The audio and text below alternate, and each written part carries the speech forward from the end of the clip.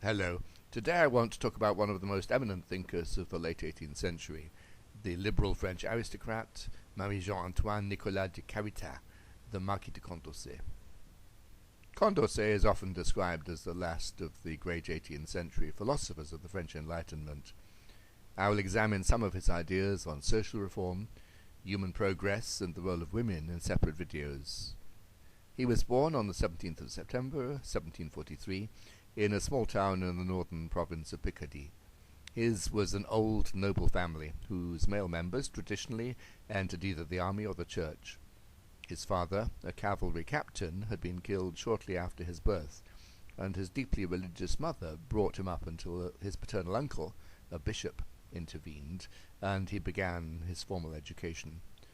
He was then aged 9, and at 11 he enrolled for 4 years in the Jesuit school at Reims. A good student, he then went on to study at the Collège de Navarre, then a prestigious part of the University of Paris, in 1758. He studied ethics, metaphysics, logic, and mathematics, later making a particular study of integral calculus, on which subject he presented an influential paper before the Royal Academy of Science in 1764. This paper, published in 1765 as an essay on integral calculus, caused him to be recognized as one of the top mathematicians in Europe. He was then only 21 years old. In 1769 he was appointed to the French Royal Academy of Sciences, and in 1777 became its permanent secretary, and for the next 2 decades acted as the principal spokesman for French science, being recognized as a major scientific figure throughout Europe. He also collaborated in the great Encyclopedia project. A new aspect of his life developed in the 1770s. As a rising young man of talent, he joined the intellectual circles of Paris, attending the Salon of Julie de Lespinasse and meeting leading philosophers, including the older mathematician and encyclopedist Jean-Baptiste Laurent d'Alembert and Anne-Robert-Jacques Turgot, a proponent of physiocratic economics and enlightened administration, both of whom became his mentors. These associations made him less shy and socially awkward, and led to him becoming more socially engaged as an intellectual. Through d'Alembert, he also met Voltaire, who became another major influence on his thought. He entered public life in 1775 as a protégé of Turgot. After Turgot had been appointed as Minister of the Navy and Controller General of Finances in 1774, Condorcet had shortly thereafter been appointed as Inspector General of the Mint. Sharing Turgot's reformist attitudes, Condorcet saw how important power and position could be if one wanted to use public administration to produce public good, writing to Turgot in 1776 that, to do good, I must have as much power as goodwill. Condorcet was greatly upset by Turgot's sudden downfall in 1776, and for a while sank into deep despair.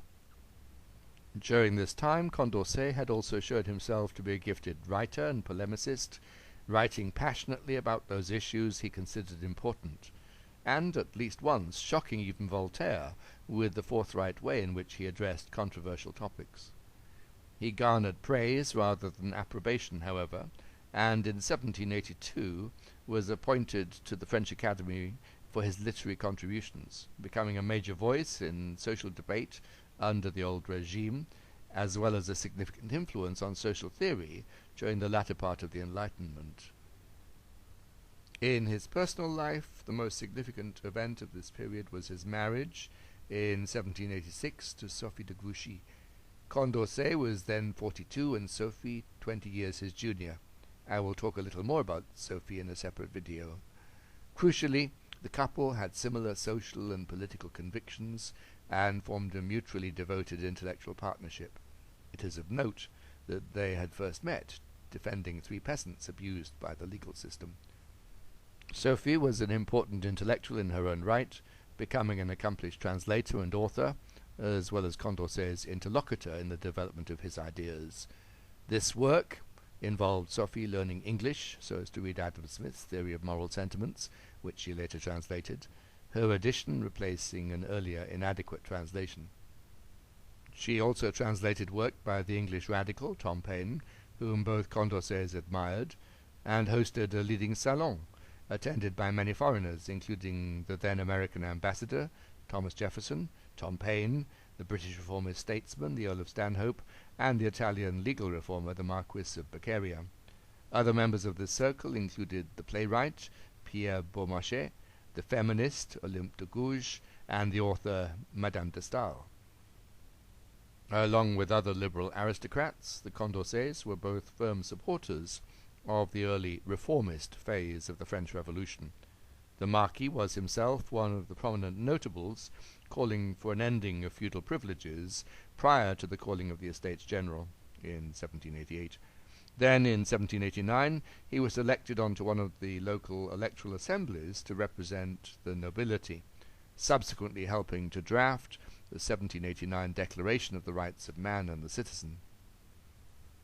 Although not initially a member of the newly established National Assembly, Condorcet became a leading figure in the turbulent new politics of Paris, and was elected onto the National Legislative Assembly in October 1791, becoming its secretary and chairman of its Committee on Public Instruction. His proposals for a state education system were accepted, but his advocacy of giving women equal political rights to men were not. Sophie, meanwhile, continued to be a leading salonière, her gatherings becoming an important meeting place both for members of the Reformist Society of the Friends of Truth and of the Girondist political faction with which Condorcet increasingly came to be seen as associated.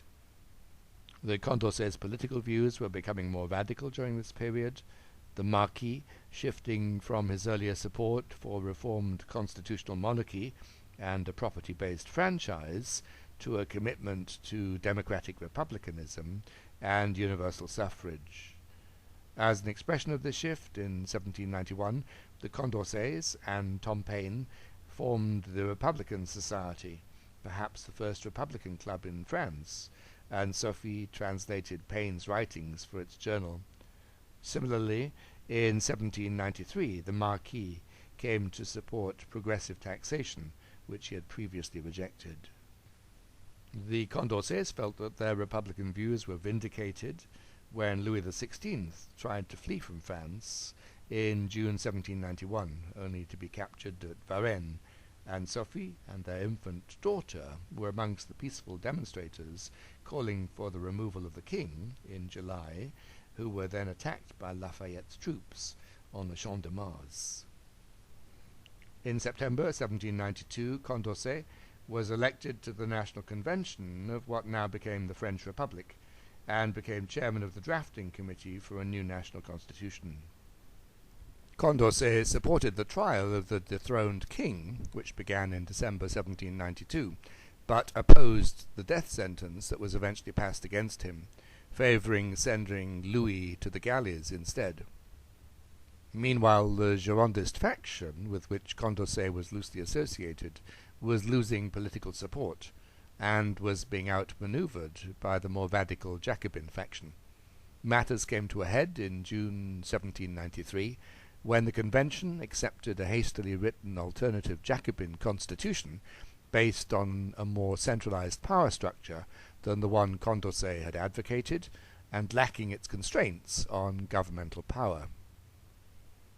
Condorcet wrote an impassioned defense of his own views on the constitution, addressed to the French citizens, protested against press censorship and the arrest of many Girondins, and compared the Jacobins of 1793 to the anti-republican royalists of 1791. In what was effectively a growing Jacobin dictatorship, it was unsurprising that he was declared a traitor and ordered to be arrested. For the next 8 months, Condorcet lived in hiding, composing his famous Esquisse, a sketch for a historical picture of the progress of the human spirit. Finally, in March 1794, he decided that his hiding place was no longer secure, and fled from Paris. He had only travelled a few miles before he was arrested. This was on the 27th of March, 1794, and he was found dead in his cell after his first night in prison. He was only 50 years old. The most widely accepted theory is that he died of self-administered poison supplied by his friend, Pierre-Jean Cabanilles, but it's also possible that he was killed by his jailers, who wished to avoid putting such a renowned and public figure on trial at a time of continuing political struggle. Condorcet's influence lived on long after his death, both in the form of his writings, later published by his widow, and in the work of the ideologues, de Sutter-Tracy, Cabanilles, and others, effectively Condorcet's followers, who came to have an important impact on French intellectual life and the development of the French educational system from the time of the Directory onwards. As was later noted by various commentators, Condorcet's life was tragic, or ironic, depending on one's attitude towards the French Revolution. Here was the last of the great 18th century French philosophers whose ideas in some ways prepared the country for the Revolution, but who himself was the only one to actually live through it, actively participating in its beginnings and soon being destroyed by its successes. Thank you for listening. I will provide summaries of some of Condorcet's major ideas in future videos.